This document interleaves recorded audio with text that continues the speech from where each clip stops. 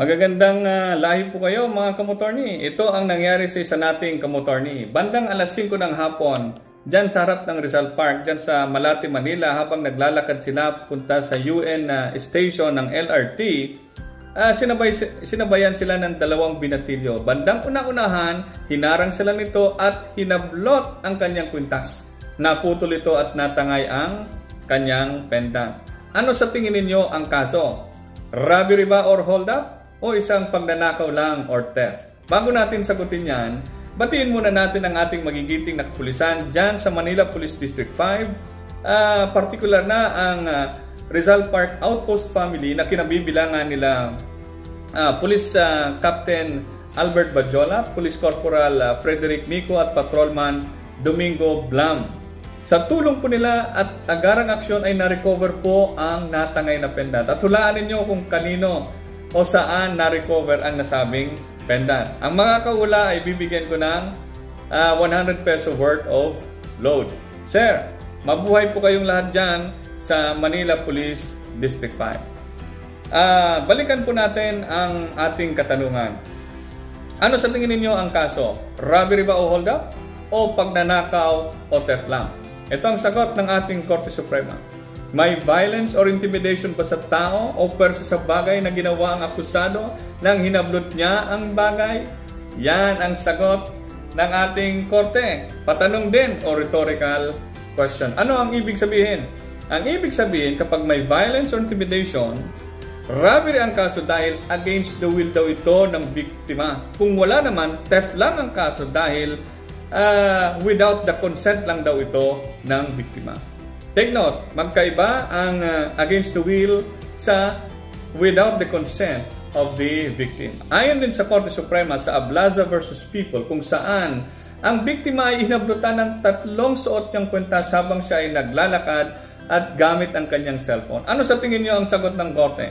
Robbery ba o theft? Sabi ng korte, theft lang daw ang kaso at hindi hold up. Sinubukan itong ilaban ng ating magigiting na solicitors dyan sa Office of the Solicitor General na ang kaso daw ay dapat robbery o hold up at hindi lang theft dahil ang salitang grabbed, daw ay nagpapakita ng puwersa, violence or physical force. Subalit ayon sa Korte Suprema, isa lang daw itong pure play of semantics. Wala raw aligasyon na itinulak man lang ang biktima o nagtamo siya ng anumang pinsala sa makatwid. Ayon sa korte, kailangan na tinakot ang biktima katulad sa nangyari sa Coscollo versus People kung saan tinutukan ng matulis na bagay ang biktima at sinabihang huwag kang kikilos ng masama, puro lang mabuti. Huwag kang kikilos ng masama, masasaktan ka. Or, pangalawa, nagtamo ang biktima ng anumang pinsala o physical injury kahit pa slight physical injury. Kung ganon, kagaya ng nangyari sa ating kamotorni dahil hindi naman siya tinakot o nagtamo ng anumang pinsala, masasabi po natin na ang kaso laban doon sa dalawang binatilyo na humablot ng kanyang kwintas ay theft lang o pagnanakaw. Paano yan? Naputol yung kwintas. Hindi mo may tuturing na force upon things yun? Ang sagot natin dyan, ang sagot ni motorni dyan ay maaari nating subukan. Siguro, kailangan natin i-allege na pagkahablot, naputol o nasugat yung kanyang liig.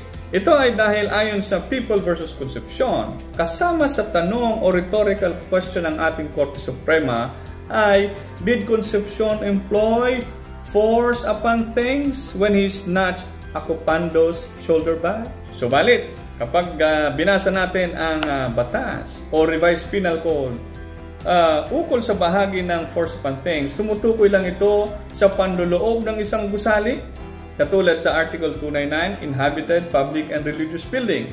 Article 300, Uninhabited and by a ban. Article 302, Uninhabited place or private building.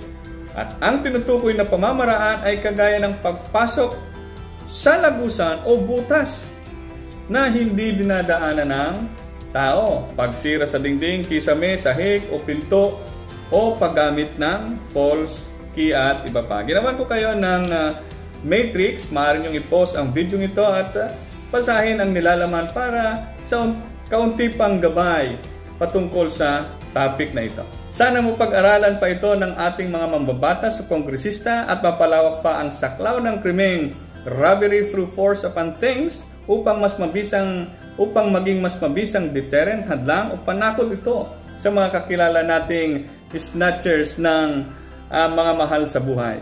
Maraming salamat po sa inyong panonood at sana matulungan din po ninyo ang Motorni na mas mapalawak pa ang reach ito sa pamamagitan ng pag-share ng aming videos.